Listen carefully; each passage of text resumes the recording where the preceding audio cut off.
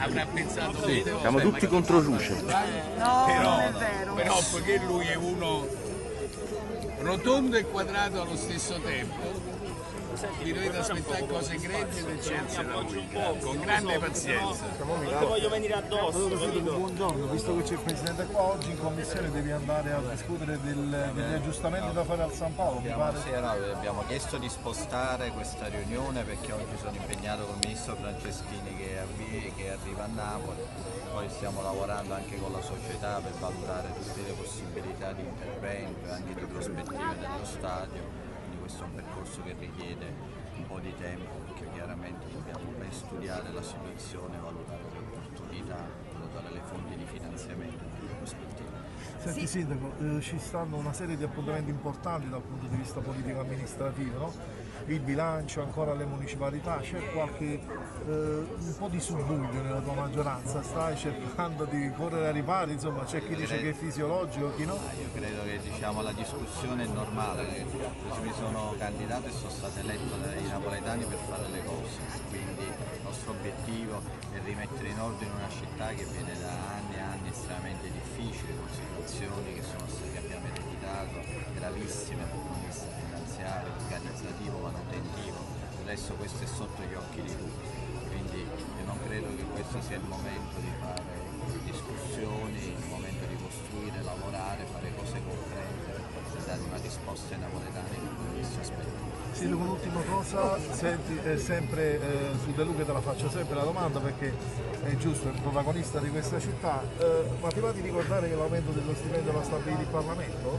Ma questo penso che lo sanno tutti. De Luca no, dice che devi essere ripudiato. C'è una legge nazionale che prevede che visto che lo stipendio dei sindaci è meno della metà di quello dei presidenti delle regioni, ha deciso una progressiva equiparazione per le grandi. Ma lo stipendio di un sindaco dovrebbe essere proporzionato al numero di cittadini che amministra e alle potenzialità di una città. Secondo me un sindaco non dovrebbe mai guadagnare meno di un grande amministratore delegato di una grande società. Io sono perfettamente Lui d'accordo ha, con lei. credo, non meno di 15.000 dipendenti, forse di più. Considerando le partecipate. Ma sono tutto 15.000 responsabilità al giorno. Quindi voglio dire, il problema è molto più complesso e secondo me se io fossi uno al governo opterei per aumentare non di qualche migliaia di euro, ma di qualche centinaia di migliaia di euro. Ma così ne è stato fatto.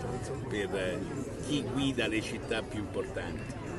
Sindaco, una domanda sul turismo sportivo perché mi sembra un tema estremamente caldo. Ma perché c'è Napoli è pienissimo di costo di turisti, per fortuna in questi giorni, ma l'asset del turismo sportivo in entrata chiaramente, perché abbiamo raccontato quello in uscita a proposito della presentazione del prossimo ritiro in Trentino, è un filone che intendete percorrere magari in accordo anche con il Presidente Laurentiis e che potenzialità pensa che possa io avere? credo che lo sport oggi rappresenta una delle più grandi attrattive emozionali che hanno le persone, perché le persone quando girano, quando sono turisti vogliono vivere delle emozioni e lo sport è una grande emozione per tutti e per tutte le generazioni. Quindi valorizzare il turismo sportivo a Napoli è fondamentale. Noi abbiamo avuto un piccolo assaggio del Giro d'Italia, che è stata una grande manifestazione importante e l'idea insieme al Presidente per esempio di avere uno stadio e un'attrazione che sia 7 giorni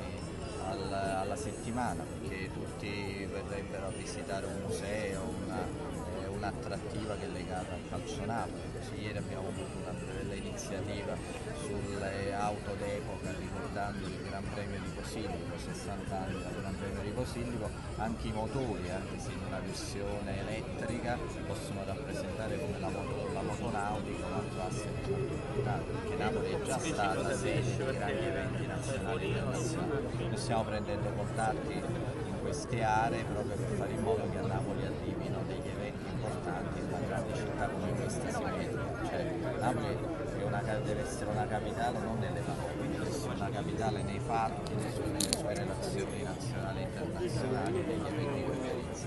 Ricordati che dall'età di 19 anni che io sono collezionista di auto e quindi quando tu vorrai mettermi in un comitato organizzativo per fare una gara di regolarità e di partecipazione, perché dico esistono in Sicilia, no?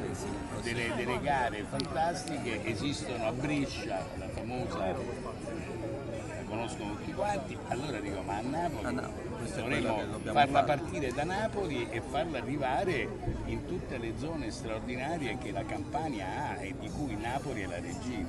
Così, questa è veramente una cosa importante, una delle tante cose da fare.